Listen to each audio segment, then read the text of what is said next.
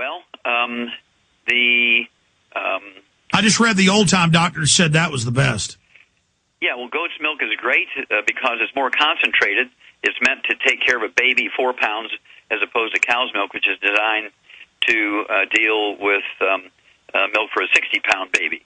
And so it's a little bit too dilute for a human baby. I like the goat milk. And Jenny milk, which is the female jackass, Jenny milk is just fabulous. Mare's milk from horses, the female horse, the mare, and camel milk. All these milks are just terrific because these animals eat So, Doctor, you're telling me baby humans are meant to drink raw milk. This is a wild conspiracy theory. You know, I make the joke because I see these ads of grass-fed beef like it's weird. Oh, we feed grass to cows, instead of offal, the ground-up other dead cows.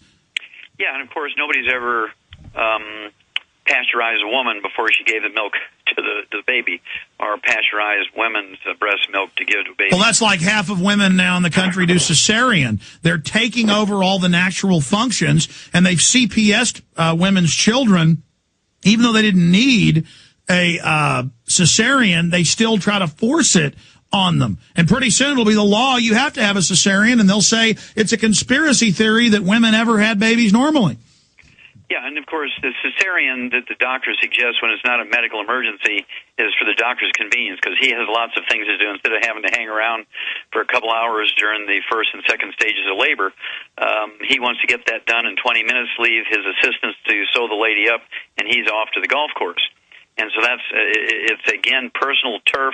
Why they do those things is not for the patient's convenience. It's not for the patient's benefit. Medical doctors treat the birth process as a disease. In a special area of the hospital, insurance pays for it. It's absolutely insane that this happens, and this cost is one of the reasons why the medical costs are so high. And of course, the medical benefits for all things are what drives the jobs out of the country. If we didn't have these medical benefits, we'd still have jobs here. But the fact that publicly traded companies, corporations can actually hire people outside the United States because they don't have to pay medical benefits. This is what's driven the jobs out of the country. And it's the medical benefits are the basic root cause of that because Clinton signed the NAFTA bill in 1992. And it took 10 years for China and India and Mexico to build the infrastructure so they could manufacture things like Maytag washers and dryers and other appliances and automobiles and airplanes. And what I've learned here, I don't know if you've said this on your show before, Alex, but by 2010, somewhere by the middle of 2010, the entire aircraft industry in Seattle and Tacoma, Boeing and Airbus, are moving to Mexico for manufacturing their aircraft, and Seattle and Tacoma are going to be like Detroit here by 2010. Yes, I've seen that. NAFTA and GATT devastated us. It was Al Gore who helped clinch that, the pitchman for that. Now they want to have carbon tax on top of the skeleton that is left of our industry. And the United Nations has stated, Maurice Strong has stated in official UN speeches and policy that they want to deindustrialize the West, bankrupt us so badly that we can't even afford to have one child, much less two. All of this being done so they completely bankrupt the society, jack up taxes, and then literally institutionalize anyone that can't pay their taxes or jump through all the carbon tax home inspections or all the animal ID, premises ID. They will medicalize all the food and feed us the irradiated toxic gruel, and the eugenics plan is complete. In closing, and I'll have you back up sometime, Doctor, and we appreciate you coming on. In closing, from the eugenics angle, I mean, you were saying, well, I don't want to give local doctors a pass. You're saying out of laziness, selfishness, and wanting to make money. But what about the overall directive that's directing this system? I have found the clear blueprints for this being an orchestrated agenda. Well, yeah. Eugenics is something I've studied very heavily because it started out really, my interest got in the eugenics process because of the Indiana Jones movies. When you dig back into it, it goes way back into the beyond the 1700s, the beginning of the slave days, where people were measuring people's heads and, well, this person can't reproduce and that sort of thing. And it's gotten very sophisticated. And so what we have to do is, if you avoid the system, if you don't participate in the system, then they can't get you. If you avoid, for instance, if you avoid the vaccinations, you take personal responsibility, you practice good hygiene, you use something simple like aromatherapy oils and just good soap and water, and you personal hygiene, you don't put your fingers in your nose and your eyes and your mouth, you eat food with a fork instead of your fingers, take your shoes off and your socks off before you go in your house, and don't drag street germs into your rug in the house where your little kid rolls around the floor, you're going to survive and do well.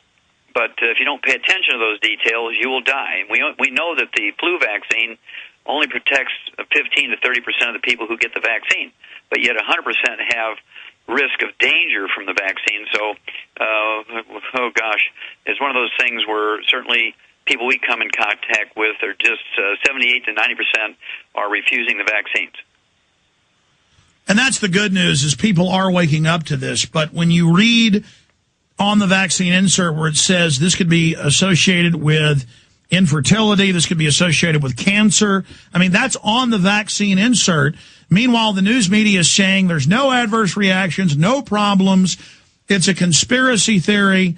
You know, that's why I joke and say soon they'll say it's a conspiracy theory that women are supposed to breastfeed, or that that's what breasts are even for. The asinine level of lying. Now we have the NHS staff are refusing to take the vaccine.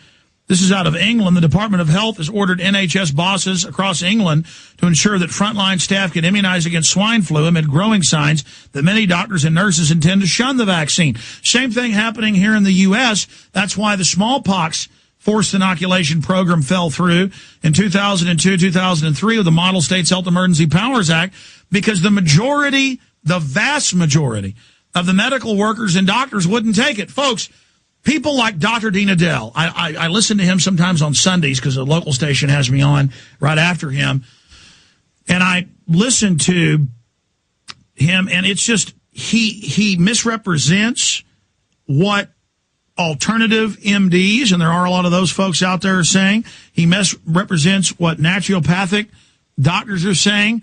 He does straw men. He lies about what you're saying about minerals and vitamin D and plenty of sleep and getting sunlight to not get the flu or die of it.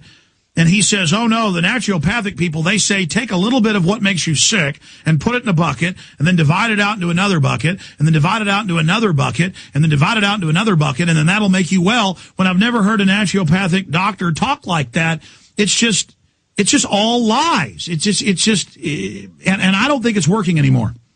Well, no, I think because of shows like yours, Alex, I just really applaud your efforts and all the things you do and the DVDs you've made. And I have a lot of great fun and camaraderie watching those.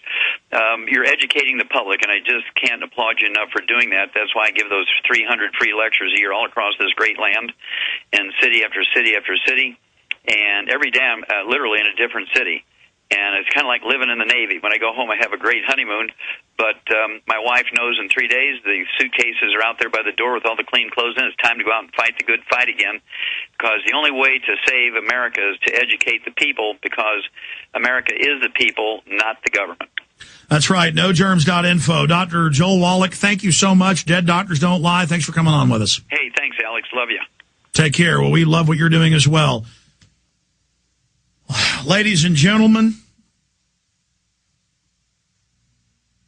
those of you out there serving the New World Order, you're killing yourselves to go along with this system. Just wake up and stop going along with the lies, please. 50% of women, it's now 50+%, shouldn't be having cesareans. They shouldn't ban nationwide raw milk. They shouldn't force vaccines that admit they sterilize you on the public. I mean, it says it on this insert. The doctors won't take the shot. The LA Times reported 99.9%. 14 million first responders were ordered to take the smallpox. 4,000 took it. But they know the dumbed-down public isn't aware of that. It's insane. I mean, Am I sane, or maybe I'm insane? Maybe being sterilized is good.